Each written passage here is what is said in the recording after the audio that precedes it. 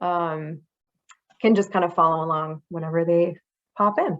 So my name is Leah. I am the sales and marketing executive here at On Point. I'm also a registered yoga teacher, certified in yoga for women's health. So I went through a few trainings after my main yoga teacher training to learn more about how to assist women with more like therapeutic yoga practices and private sessions to help with all the phases of their lives. So as women, we go through quite a few things in our lives, everything from menstruation to pregnancy to postnatal to menopause and everything in between. So all of us deal with different things at different times.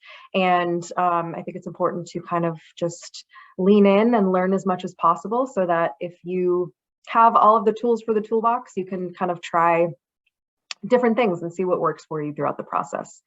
So a little bit of history on me. I got into this practice specifically in the yoga for women's health sector because of my own personal experience. So I have struggled with endometriosis for about 25 years.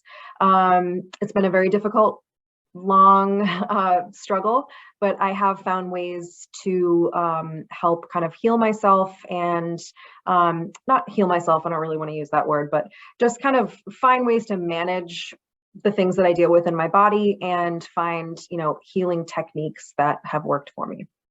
So one of those is basically tailoring my yoga practice to the 4 phases of my cycle. Now, doing this like all the time maybe isn't realistic for everyone. But again, it's just another tool for the toolbox. It's another thing to try if you find that you're having issues with blood flow, if you're having issues with nervous system regulation, cramps, pain, pelvic floor problems. It's just nice to have, like I said, those additional supplemental tools that you can use, see if they work for you, and put them to use whenever it feels appropriate. So that's what we're going to be talking about today. We are kind of diving into a traditional Chinese medicine approach to women's health and yoga. So it's kind of TCM and yoga mashup. So it is the practices and philosophies of both kind of tied together for that holistic kind of healing modality. So I don't think I need to share this. As you all know, since you're current clients of On Point, you know who we are and what we do. And this, what I'll be talking about today, just kind of goes along with everything that we stand for and our whole approach to our clients' health and wellness and the journey that you're on with us. We want to make sure that we're offering science-backed holistic approaches and ditching diet culture. That's the name of the game. A little bit more about me. Like I said, I am on the team in sales and marketing. I'm a registered yoga and Pilates teacher, and it's really important to me throughout my yoga teaching job to really be an advocate for those who are struggling with mental health, physical health. I think it's really important for us to remember and recognize that not everyone is able-bodied, not everyone is able to move their bodies in a consistent way, and that we should feel grateful if we are able to move our bodies in a consistent way. So as I mentioned, today we'll be talking about traditional Chinese medicine. I didn't actually realize that that was a video until the other day when I was going over this with Zoe, but so it's kind of cool. You can see them in action. We'll be talking about traditional Chinese medicine principles, how they apply to the things that we're talking about today. We're going to go over the 4 phases of the reproductive cycle. Or the menstrual cycle, however you want to word that, how to apply the principles of TCM and yoga to each phase of that cycle, and then we'll get right into a 30-minute flow class. So the class will be, I'll try to make it a full 30 minutes as long as I stay on track and we have time. So I want to make sure to leave enough time right before for everyone to get settled, and then enough time at the end, maybe 3, 4, 5 minutes if we have it, for Shavasana, since that final resting pose of Shavasana is pretty important part of the practice. And again, this will be all levels. I definitely offer a ton of variation options and a ton of modifications, so just listen to your body. So before we kind of dive into the 4 phases, it's definitely important to talk about the traditional Chinese medicine approach that we'll be taking today, and some of the buzzwords and glossary terms, I guess you could call them, that we'll be going over that relate to what we're talking about. So the basis of traditional Chinese medicine philosophy is that human beings are believed to be deeply connected with nature. So we're innately connected to our surroundings. How healthy we are in mind, body, and spirit is extremely contingent on the harmonious relationship that we have between our internal environment and our external environment. So it's a lot of, talking about how our mood can change with the seasons, how our body energy can change with the moon cycles, things like that. So it's just very, very prevalent in traditional Chinese medicine to talk about how nature and one's physical health are intrinsically connected. So in TCM, the human body is an energetic system in which energy flows along defined pathways. So if you are someone who has ever gotten acupuncture, you're probably pretty familiar with like the meridians of the body. So when your acupuncturist is determining where you need those needles to hit, they want to make sure that they're energetically moving qi, which we'll go over, throughout the body in a harmonious, balanced way. So it's very much a big part of TCM, energy, balance, and the balance that we hold in our physical bodies with our spiritual and mental health. So again, when the body is in harmony and balance, the flow of qi, the flow of energy is smooth. An imbalance can disrupt the flow of energy. This leads to things like injury, pain, disease, things like that. So we want to make sure that we're balancing blood, hormones, internal organs, making sure everything is, like I said, is connected, and that we are not just relying on one of those things. We're making sure that there's a balance between our physical health, mental health, spiritual health. So like I said before, some buzzwords about TCM, and we'll talk about these a little bit today, and I will definitely, I would say more so refer back to yin and yang specifically, but we'll talk about qi as well. So that word qi is actually pronounced chi, like cheese without the se on the end. So basically, qi is the source of growth and transformation. Qi is essentially our life force. It's what gets us up in the morning. It is what gets us through, our physical necessities throughout the day. Qi excess and qi deficiency are obviously, maybe you have a little bit too much qi or energy, maybe you don't have quite enough qi or energy. So that's kind of the umbrella of the whole TCM philosophy.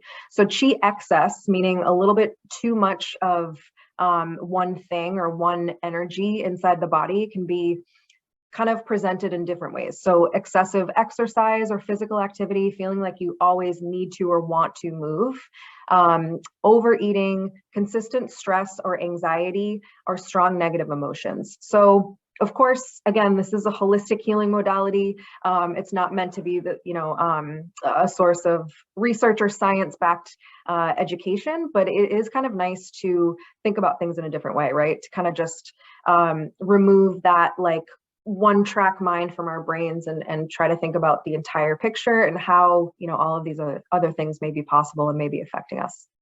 So qi deficiency, again, excess is like a lot of something, right? Deficiency is like not nearly enough of something. So with qi deficiency, it may present as low energy, fatigue, cognition issues. Maybe you can't focus on things, or you're not feeling any mental clarity, and just illness overall. So yin and yang are essentially like I wouldn't say they control qi, but they definitely have an impact on obviously our overall energy. Yin and yang is thought of in TCM as the continuous process of change and balance. So I know that, that yin yang symbol that you see a lot is pretty prevalent out there. And that's basically what it is. A nice solid balance of everything to keep us moving through life in a harmonious, balanced way. So yin is connected to feminine energy, dark, cool, receptive. Yin is connected to the moon. If you are working with a yin deficiency, as this is related to women's health, you might get earlier, shorter, or lighter periods. You may have issues with ovulation as well. I forgot to put that in here. You might experience night sweats, hot flashes, dry eyes and throat, irritability, or poor memory. So that's if there's a deficiency of yin, right? So if we don't have enough of that cool, dark, kind of heavy, slow, calm energy, they might, it might present in these specific ways. Yang is obviously the complete opposite of that. So yang is masculine energy, light, warm, external, active, energetic. It's fast, it's daytime, and it's connected with the sun. So yin, moon, dark, yang, sun, light. That's how I like to kind of think about it, just the sun and the moon. Yang deficiencies, and I'm sure this will make sense more as we kind of go along and talk about it. You can experience later, longer, or heavier periods. Fatigue, coldness or dampness throughout the body, maybe a little bit of blood clotting, urinary problems, or low libido. So again, take all of this with a grain of salt. It's just kind of a nice way to dive a little bit deeper into what might be happening in our bodies and what we might have more control over than we think we do. And again, all of it's kind of tied back to and connected back to nature. Jumping into the 4 phases of the cycle. So we essentially, as women with female body parts, go through 4 different phases of our reproductive cycle. What happens during those phases obviously changes if you become pregnant or if you don't become pregnant. So that has, a factor on whether these phases kind of change throughout. So menstruation is, as we all know, not fun, but it is what it is. It is day 1 of our period. So it's approximately, most people menstruate for roughly 3 to 7 days. Again, if you're having shorter than that, if you're menstruating for a shorter amount of time than 3 days, you might be dealing with a yin deficiency. If you are menstruating for longer than 7 days and it's heavy, that could be a yang deficiency. So again, yang is warm, right? So if we are not making sure that there is heat and movement in the blood, then you're going to have that kind of just constant stagnant kind of bleeding. So the menstruation phase is our shedding or elimination phase. So it's when we bleed, it's when the endometrium, which is the lining of the uterus, starts to shed and make room for fresh growth, apparently. Or sorry, not apparently. That's when it basically happens in the body. So follicles begin to develop during this phase. The follicular phase, which we'll talk about next, is essentially the first half of your period. So a lot of people think it starts after you menstruate. It actually starts the first day. So it kind of overlaps. Circulation increases during your period, of course. Your body is doing some work, so the blood flow is hopefully not stagnant. Hopefully there's a nice healthy movement of blood, and that is the menstruation phase. So again, first 3 to 7 days, you want to kind of be in that window.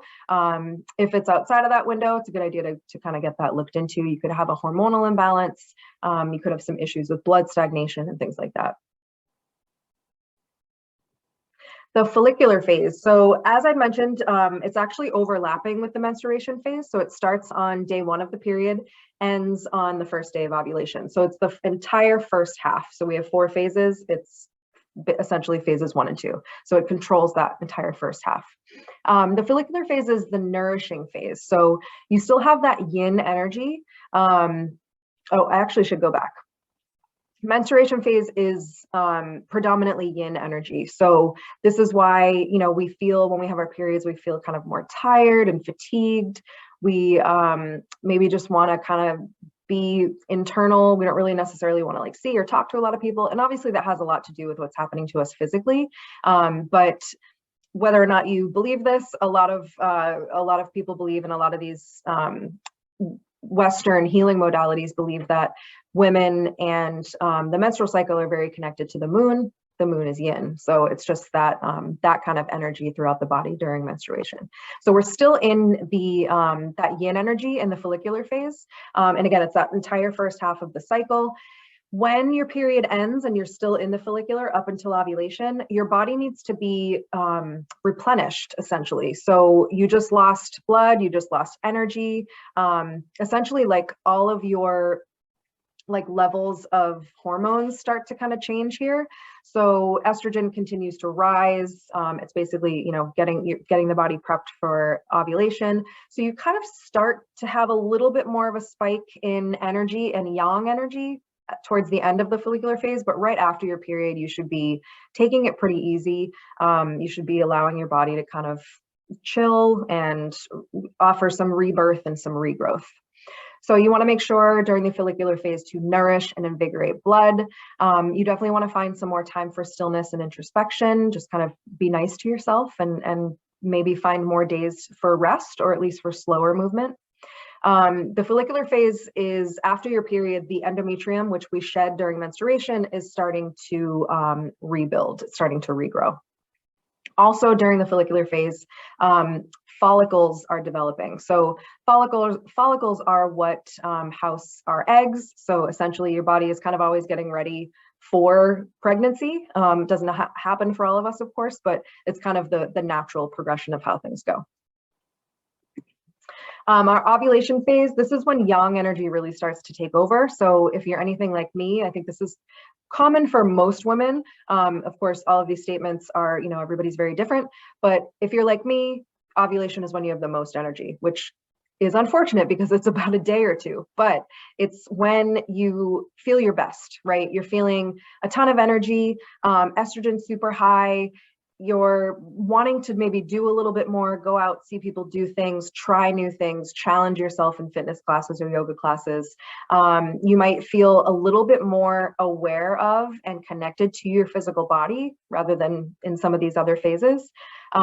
Circulation increases again during ovulation because, again, your body is getting ready for the next phase, the next thing that it has to do. Ovulation is when you want to just go all out. So if you're wanting to try like a hot yoga class or a power yoga class or a HIIT class or stand on your head or aerial yoga or anything like that, where like it pushes you out of your comfort zone a little bit, this is a great time to do that because your body has that yang energy, that nice, consistent active energy. And again, this is when we feel our best. It's important to encourage moving heat throughout the body. We want to make sure that we're always keeping a nice level of heat in the uterus because that's assisting with regulating our periods, regulating the blood flow. So we want to make sure during the ovulation phase, we are also not only moving fast, but we are doing a lot of things like hip openers and focusing our awareness maybe a little bit more on like the pelvis and the low back and things like that. And then the luteal phase is essentially split into two phases. So we have early luteal, which is right after ovulation, and late luteal, which essentially is PMS, which none of us like. So early luteal, right after you ovulate, you still have a little bit of that yang energy. You still have like some of that leftover energy from ovulation. You're feeling pretty good. You are basically dropping a little bit in estrogen. Progesterone is getting a little bit higher. Again, because your body is like, are we making a baby? Are we not making a baby? Did we just make a baby? So it's all very contingent on what happens in the ovulation phase. So early luteal, progesterone high, smaller peaks of estrogen, so energy is also high. Late luteal, which is PMS, progesterone starts to drop if a pregnancy doesn't occur. So essentially, if an egg is not fertilized, then estrogen increases. Basically, your body starts to get ready for your next period. The body prepares further for menstruation, again, if pregnancy doesn't occur. So you start to drop back to that yin energy. Your body's getting prepped for some work. So you're starting to maybe get tired, headaches, body aches, cramps, breast tenderness, things like that. So it's essentially your body just getting prepped for the next period. So what I like to kind of do next is break down essentially the most beneficial yoga practice for each phase of your cycle. So I am not a fitness instructor, I'm a yoga teacher, so I can't really speak on, you know, what types of like fitness, especially like strength training stuff that is good during these phases. This really is yoga focused, but definitely if you work with a fitness trainer or go to a gym or, know anybody who's heavy into that stuff, you can always ask them like if they have any, knowledge of what works best during each phase. So again, you might not be able to follow this every month. It might not be, so easy to like only do power yoga during ovulation or like only do a slow flow class when you're on your period. Life happens, it's going to do what it does. But if you can tailor it a little bit, you might see some additional benefit. So during the menstruation phase, which I mentioned before is yin, we actually do want to move when we're menstruating. We don't want to be pushing ourselves super hard. We don't want to be doing anything that's going to exacerbate symptoms or aggravate the pelvic floor or anything like that. So we do want to move, but we want to move gently. So gentle or slow flow is great while you're menstruating. You want to stay away from inversions. So anything where the heart's above the head, try to stay away from that. Obviously, down dog is a mild inversion. Even a forward fold is a mild inversion. You don't necessarily need to stay away from those, but maybe not like headstands or handstands or even crow pose or anything that's going to just like take a little bit more effort. Try to kind of stay away from those. So we want to work with a downward flow of energy. Most of the postures want to be floor based. So we want to make sure that we are taking care of ourselves, but also moving at the same time. Staying a little bit closer to the floor just allows us a little bit more control over our bodies. The transitions that we take from posture to posture, we want to make sure are a little bit slower than they normally are. So again, movement is great. We just want it to be a little bit more on the gentle side. Doesn't have to be super gentle, but just, teetering towards gentle. More gentle holds. So what that essentially means is in a lot of yoga classes, especially more like hatha style yoga classes, you might be holding a posture for a long time to build strength. We don't want to hold a posture for too long in the menstrual phase. And if we are holding it for a little bit longer, it's important to use props as much as possible. So moving the body in a gentle way. So grab the props. They are your friends. Don't be afraid to use them, especially when you are on your period. And the last one's pretty obvious. Avoid core work and twists. Anything that's going to, again, like exacerbate or send your body into a response mode where you're like, maybe making your cramps a little bit worse or triggering your pelvic floor in some way, you want to stay away from that. So core work, not the best idea when you're on your period, probably for pretty obvious reasons. And anything where you're twisting through the torso, you kind of want to just like take it easy on your belly and your pelvic floor and your low back. Follicular phase, which is in this instance, we're talking after your period, even though we know the follicular is the first half. After your period, you want to really try to attempt less energy output.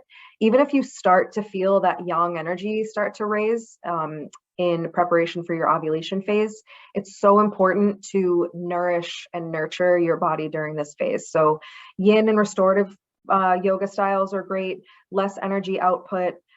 Really steady breathing. So any pranayama techniques, slow transitions again, folds, bends, anything where you're closing through the heart rather than opening through the heart. Most poses supine. So supine means on your back. Again, that's like as gentle as you can get it.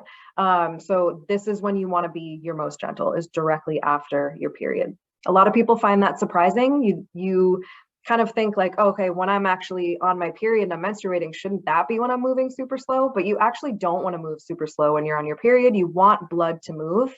You don't want blood stagnation. You want to make sure that you're keeping warmth in the uterus and in the pelvic floor. So it is super important to move, even in a very small way during the menstruation phase. You want to make sure you have some fluid movement. Ovulation. I'm going to kind of rush through these last two so we can get started on some yoga. Ovulation is a great time to tap into, like I said before, more challenging sequences, vinyasa, power yoga, Pilates, things like that. You want to hold on to all that yang energy that you have through your body. So if you're feeling high energy and like you can do and try anything, we should really lean into that. So full body sequences, full body weight exercises, strengthening, heat building, heart openers, back bends, twists, and inversions. So essentially everything that you shouldn't do during the first 2 phases, you should do during ovulation, because your body is, feeling its absolute best. And then the luteal is kind of, again, broken into 2. So early luteal, you still have that young ovulation energy. Use it. Kind of still lean into those like high energy, high intensity exercises. Once you get closer to the late luteal, which, like I said before, is PMS, you want to start taking it back down. So you want to start thinking about calming breathing techniques, getting ready for your period, doing anything that and we all know our bodies, right? Like anything is going to feel good and is not going to trigger pain or discomfort. That's really what you want to lean into during the luteal phase. But like I said, early luteal, when you're just out of ovulation, you can really just like go all out. Late luteal, PMS, as we get closer to menstruating again, you want to make sure to take it kind of easy. So again, these are all suggestions. These are all just like more tools that you can put in your toolbox. Obviously, again, life happens. You can't necessarily follow this every time. And I don't myself as a teacher and someone with a pelvic health condition, but I still try as often as I can. I would say the ones that I focus the most on are menstruation and ovulation. Just because I tend to have a little bit more pain in my body during menstruation than the average person. And ovulation, I just love taking advantage of like that high energy that I have. So see what works for you, and we'll go from there. But what we're going to focus on today is the menstruation phase, because that is something that I think we can all kind of understand and relate to each other, in that we don't necessarily like want to move our bodies, but it is important to keep circulation going, keep the blood flowing in a healthy way, and focus on we're going to focus on a lot of hip openers. You want to make space for your uterus. You want to make space for your belly. You want to keep any tension from your low back. This is all, pretty obvious, I think, when you have your period. That whole area of your body, low back, tailbone, hips, pelvic floor, even a little bit of the glutes, we want to make sure that we're focusing on stretching and opening that space. So that's what we're going to kind of do today. And then lastly, why syncing specific styles of movement to your cycle matters. I kind of mentioned all of these abbreviated maybe almost, but just kind of go over these again. So energy levels, obviously you're kind of just tapping into the energy that you have during each phase and honoring that energy, rather than, a lot of us tend to push ourselves. I think it's still okay to like challenge and push yourself anytime, but maybe you just want to be more cognizant of when you should be doing that. Blood flow is super, super important for women. We want to make sure that we have great blood health. It's not, again, stagnant. We don't want coolness in the blood. We want to make sure we're moving and it's warm and it's making sure it's doing what it's doing. Regulating your hormones. Hormones can definitely be affected by nutrition and movement. Something that Brittany Lynn and I talked about last week. I think it was last Thursday. So you guys want to take a look at that on Instagram. That is something that, your movement can definitely have control over.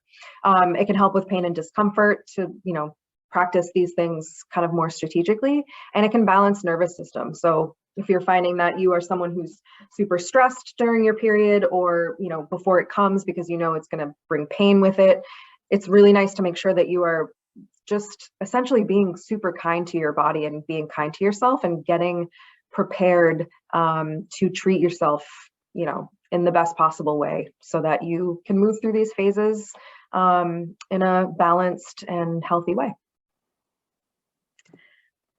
All right, so I'm going to wait until the very end if anyone has questions. So hopefully everyone's sticking around for the yoga part. It's 6:03, so we're going to hit our mats. If you need a couple minutes to set up, please just kind of jump back in whenever you're ready. But we are going to start. I'm going to put some really light music on. And if you want to play music, light candles, make your space really cozy. Again, this will be like a slow flow, so it's not going to be super challenging. We may get, moving a little tiny bit faster towards the middle and holding postures for a little bit longer. But like I said before, listen to your body. Think of your menstruation phase, grab your props, breathe into your low belly, things like that. Just kind of think of what you would do for yourself and how you would honor yourself while you have your period. That's kind of the energy that we're going to go with. All right, so we are going to start. I'm just going to shut the presentation down.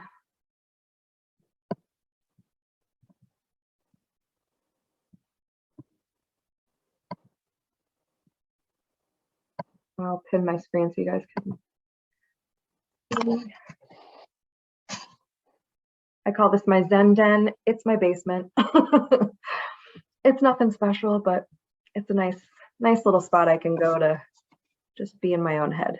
All right, so once you are on or near your mat, we're gonna start in, yeah, it's super relaxing. I come down here to like escape the dogs sometimes.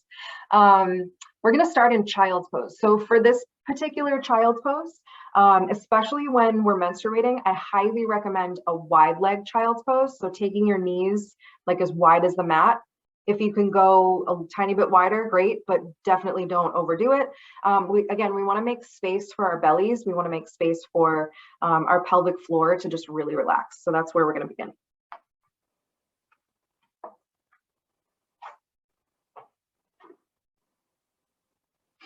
And again, if you have props, I highly recommend having those nearby, as we want to take it like a tiny bit easier on ourselves than we normally would.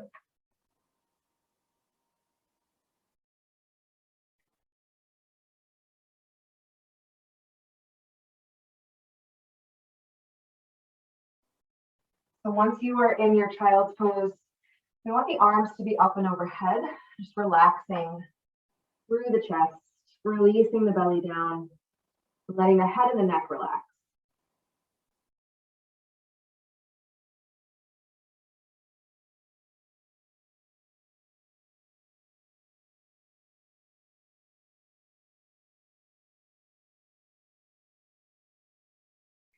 So try to kind of make an effort to send your breath to your belly. And what I mean by that is kind of allow your belly on your inhales to expand really big and just like create space for everything, right? Just like nourish yourself, calm and ground yourself. Our belly breathing is really connected to our root chakra, which is located at the base of our spine. So it can help with just like tying us back to the present moment, relaxing, being kind to our bodies. So we're going to be here in child's pose for just a few more breaths, making sure that you are finding some stillness and relaxation. And again, during our menstrual phase, we are going to open our hips quite a bit, and we're going to stay away from any twists or work through the core. So if you're somebody who likes ab work, sorry, you're not, we're not going to do that today, but working the hips is just as fun, in my opinion.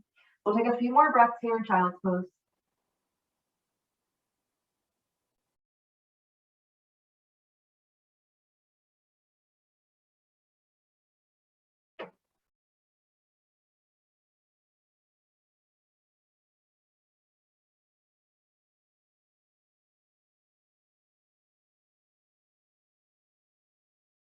When you're ready, take a nice big breath in, start to lift through the head and slowly make your way up to your tabletop position. So you're coming to all fours. I like to spread my fingers nice and wide here just to find a nice stable base, making sure that your shoulders are stacked over your wrists and your hips are stacked over your knees as much as possible. So we're going to start to move through some cat-cows just to warm up the spine and kind of send any release that we can find through the low back, which is great for when you're on your period. So when you inhale, go ahead and drop the belly, arch the back, lift the gaze, press into your mat. So keeping the shoulders away from the ears. And then on your exhale, we're rounding through the back, tucking the tailbone down, letting the head and the neck relax. So you're pulling your belly button in towards your spine. Inhale to drop the belly, arch the back, lift the gaze. Exhale to round. Inhale to your cow pose. And exhale to your cat. So we'll run through a few more rounds of this, taking it at your own pace. Remember, we're all in our own space right now, so you can kind of do what you like, do what feels good. Feel free to add in any movements. You can take some hip circles. You can sway the hips from side to side. Do whatever feels good. And again, we're taking these movements a little bit slower than we normally would because we're focusing on that menstruation phase.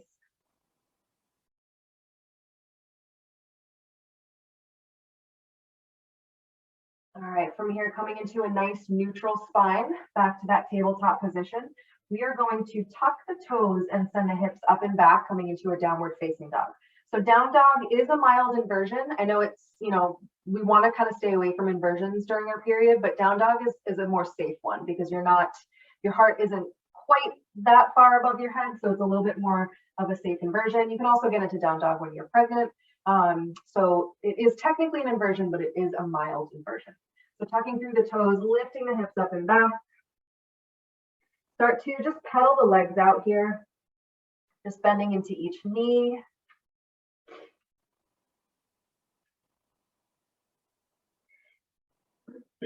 So keeping a little bend in the knees here, the hips are nice and high. Go ahead and send your gaze to your hands and just tiptoe the feet to the top of your mat. Once you get there, take a nice forward fold, just releasing down, keeping a little tiny bend in the knees. So your arms are super heavy, your head and your neck are really heavy. That little bend in the knees is allowing you to kind of rest your torso on the upper thighs.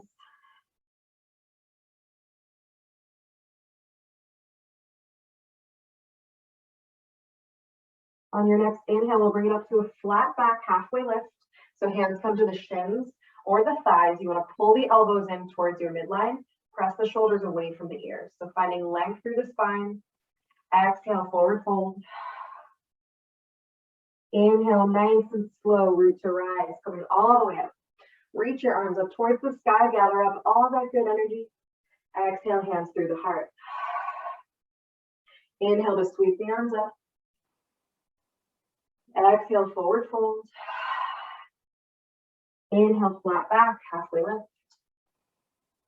Exhale to fold. Inhale, root to rise, come all the way up. Exhale, hands to heart. We're going to move through a full sun salutation. So again, take it easy on yourself. Maybe keep your knees down for this first chaturanga. I'll walk you guys through it. Inhale to sweep the arms up. Exhale, forward fold.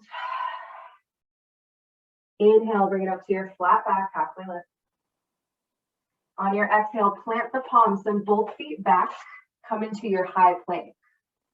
We're going to stay in this high plank for just a couple seconds here. We don't want to do any core work, remember, but we are going to hold this to just create a little bit of space and to create some strength.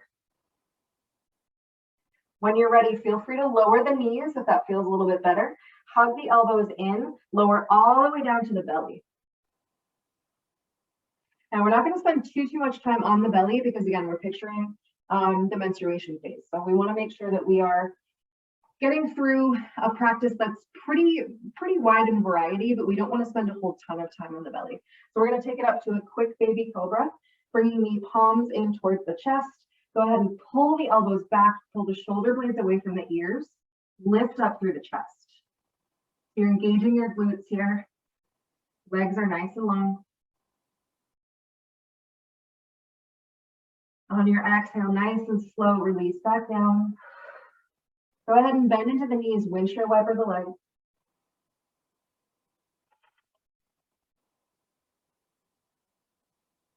And release those legs down. When you're ready, push back up to your tabletop position and then make your way back into your downward facing dog. Again, feel free to do anything that feels good here. You can pedal out the legs, sway the hips from side to side. On your inhale, lift the gaze to your hands, tiptoe to the top of your mat. Inhale to your flat back, halfway lift. Exhale, forward fold. Inhale, root to rise. Exhale, hands to heart. When you're ready, go ahead and pull that left knee in towards the chest. Maybe flex through that left foot to just kind of pretend that you're like resting it on something. Little bend in the right knee. And from here, we're going to step that left foot back. Find your high lunge. Little bend in that front knee. Make sure it's kind of tracking over the front ankle. And when you're ready, inhale the arms up towards the sky.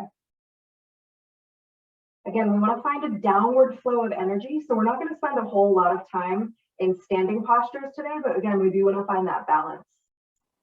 On an exhale, slowly send the arms down. See if you can interlace the fingers behind the back.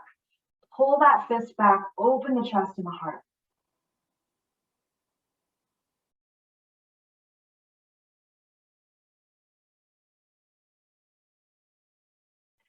When you're ready, go ahead and release. Bring the arms back up.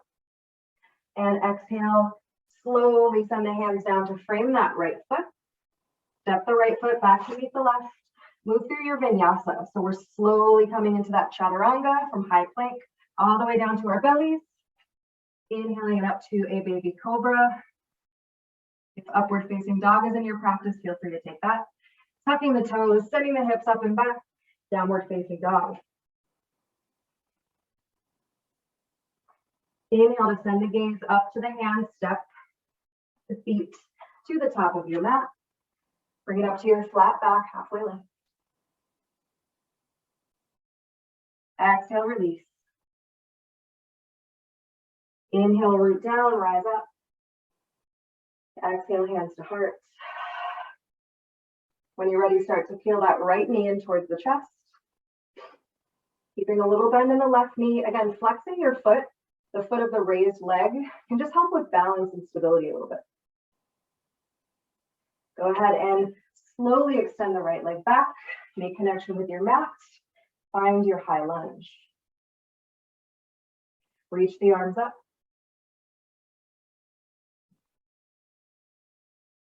And exhale, bring the hands behind the glutes, interlace the fingers.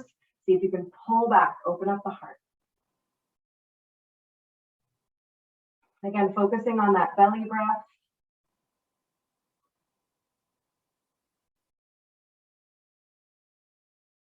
When you're ready, inhale the arms back up. Exhale, send the hands down to frame that left foot. We're going to skip the chaturanga this time and just step that right foot up to meet the left. Inhale to your flat back, halfway lift. Exhale, forward fold. Inhale, root to rise. Exhale, hands to heart. From here, go ahead and step that left foot back. We're going to pivot that foot to 90 degrees and then pivot the front foot or the right foot also to 90 degrees. So we're coming into a wide-legged forward fold. Hands are at heart center, reaching forward with the chest, hinging at the hips, lowering down into your wide-legged forward fold. So again, we're making space here for the pelvic floor and the belly. We're opening the hips.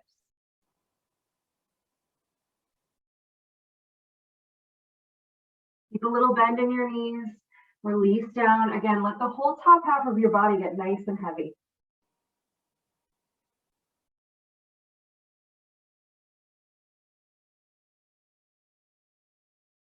On your inhale, come up to a flat back, halfway lift. If you have blocks here, perfect spot underneath your hands. Exhale, release, forward fold. Inhale, flat back, halfway lift. Exhale to release. Remember, downward flow of energy. Inhale, flat back. Exhale, release. When you're ready, walk your hands towards that right foot. Pivot the right toes back to the top of your mat. Come to the ball of your left foot. So we're facing the top of our mat again. We're in a runner's lunge here. So that front knee is tracking over the front ankle. That back knee is lifted. Go ahead and send your right hand to the inside of the right foot. Walk your right foot off towards the side of your mat, maybe completely off your mat. Both hands are going to come up towards the front of your mat, the top of your mat. On your exhale, lower that left knee to the earth. So we're coming into lizard pose here. Again, this is a big hip opener. If this feels good for you right here, you can also come to the outside of the right foot, meaning you can pull the sole of your foot up off the floor and rest on the side of the foot. If it feels better to have the foot planted, you can do that too. So again, we don't want to twist here. There are a few different variations you can take of lizard with some twists. You can also find that quad stretch. But again, when we are menstruating, we want to stay away from any twisting. We definitely do not want to stay away from the hip openers though. So as open as it will go comfortably, let it go there.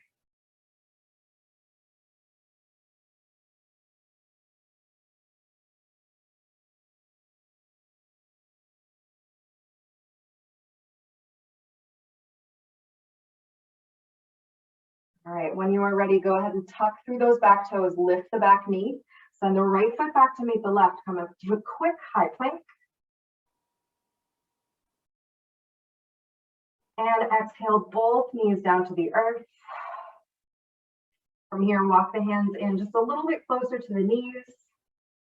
Send that left foot to the outside of the left hand. Walk the hands towards the top of your mat, sink the hips down, find that lizard pose on the other side.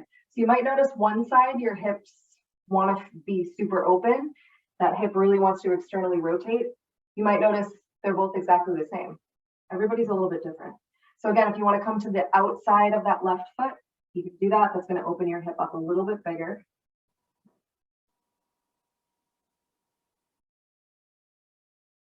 Having a few moments to just breathe here. Again, focusing on that belly breathing.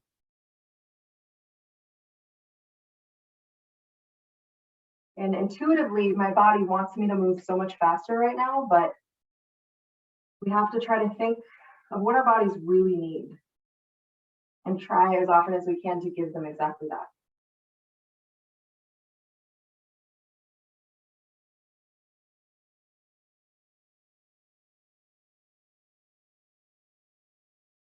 All right, when you are ready, go ahead and tuck the back toes, lift the back knee. This time we're sending the left foot back to meet the right, high plank.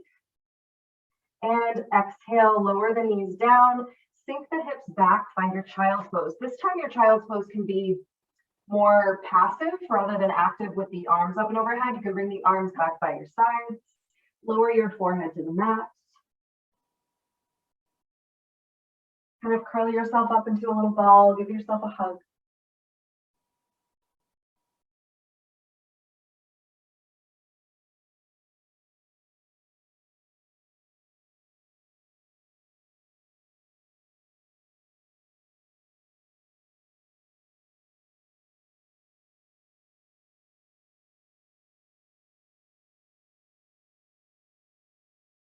And when you're ready, take an inhale and lift the head.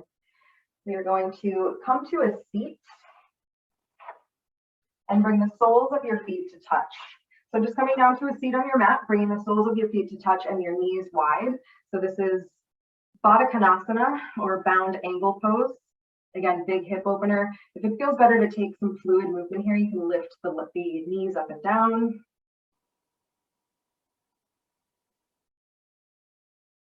And we are going to move into a little bit of a forward fold here. So a couple different things you can do with your hands. They can rest on your knees. They can rest on your shins. You can bring them down to the floor, tenting through the fingertips if that feels good. I like to interlace my fingers and wrap them around the toes. So if that is accessible to you and that feels good, you can do that, or any of the other ones that I mentioned. So from here, we're going to lift through the chest and the heart. Exhale, hinge at the hips. Slowly come down into a fold.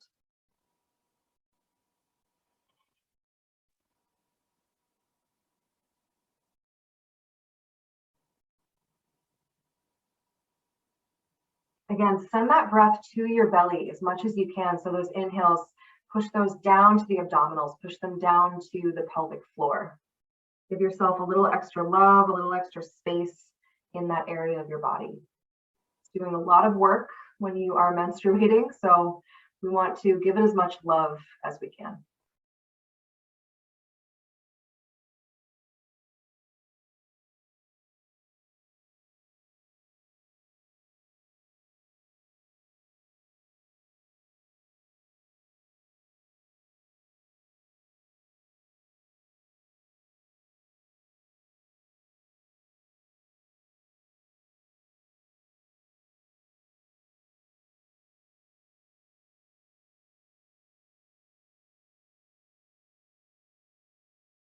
When you're ready, go ahead and inhale to lift the head and the neck. We're going to slowly bring the hands behind our hips. Bring your knees to touch, send your feet wide. Just take some windshield wipers with the legs. So we opened our hips quite a bit, just even in this really short time. So we want to kind of take this counter posture where we're kind of closing through the hips for a minute. And again, this is only a 30-minute class, so there are only so many things we can do. As much as I want this to be a longer class, we are going to make our way down to our backs. So when you get there, keep the feet planted, keep your knees bent towards the sky. Before we really start to slow way down and get into Shavasana, we're going to take a few different variations of bridge pose. So when you're ready, your arms are long, your feet are planted. Slowly start to press through the feet, the hands, and the shoulders. Lift the hips up off the mat. Bridge pose is a really great one for when you are on your period. Again, just moving blood, engaging the glutes to protect the low back. Also strengthening through your SI joint and your hips. We always want to keep as much strength through our hips, especially as women, as we possibly can. Exhale, slowly lower the hips down. When you're ready, press through feet, shoulders, and hands. Reach the hips up. See if you can take it a little bit higher. Again, engaging the glutes. Maybe bring your arms up and overhead.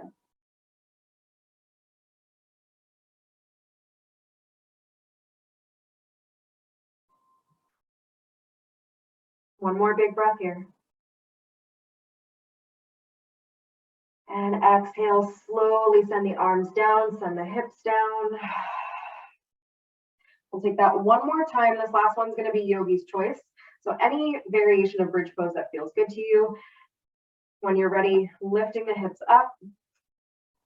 The variation that I will offer you today is maybe walking the shoulder blades in, interlacing the fingers underneath the glutes, lifting the chest nice and high. Whatever bridge pose variation you are in, enjoy it for the next 2 breaths.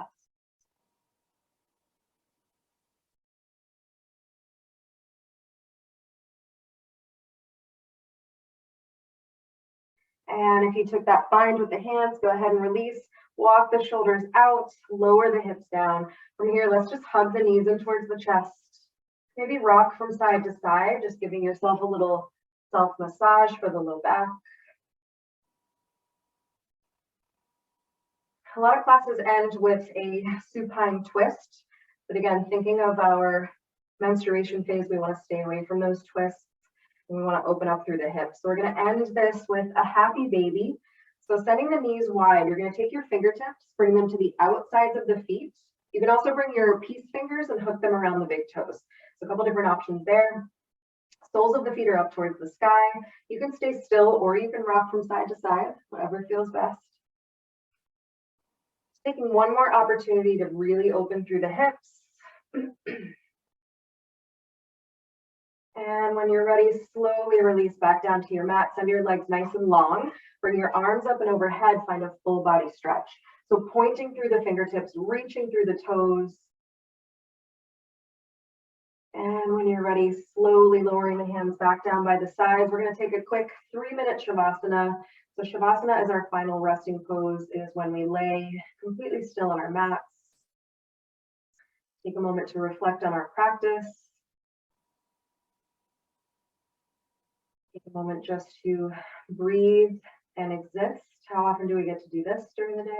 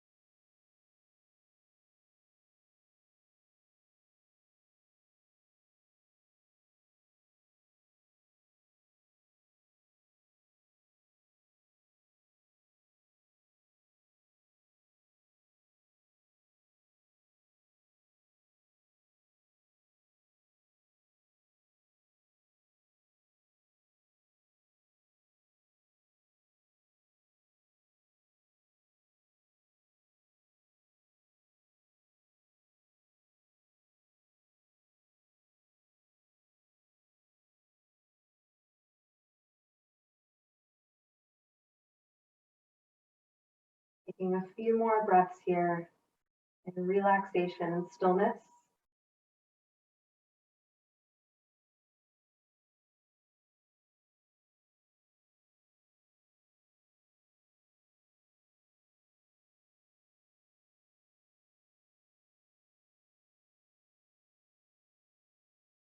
When you're ready, start to slowly return back to your physical body. So maybe start to take some small movements. You can wiggle the fingers or the toes. You can rock your head from side to side.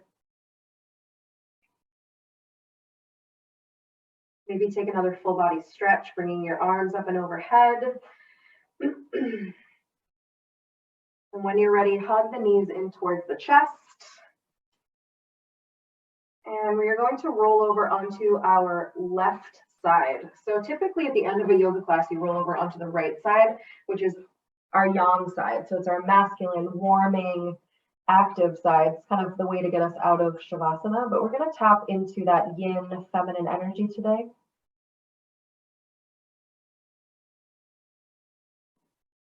And from here, go ahead and slowly come back up to a comfortable cross-legged seat. Bringing your hands to heart center, just closing your eyes for a moment.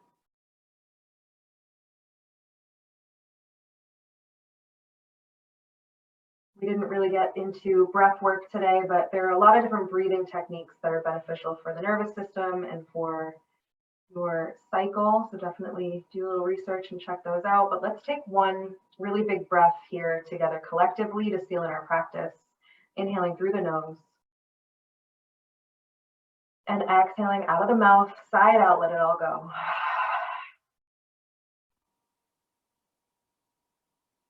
Thank you so much for sharing your practice with me today. I am just going to come back up to the screen just in case anyone has any questions before we wrap things up. And if you don't have any questions and have somewhere to be, don't worry about it. Thanks for coming. Thanks, Zoe. Thank you guys so much for being here. Again, if you have questions, I'll hang out for a couple more minutes. I just want to be respectful of everyone's time.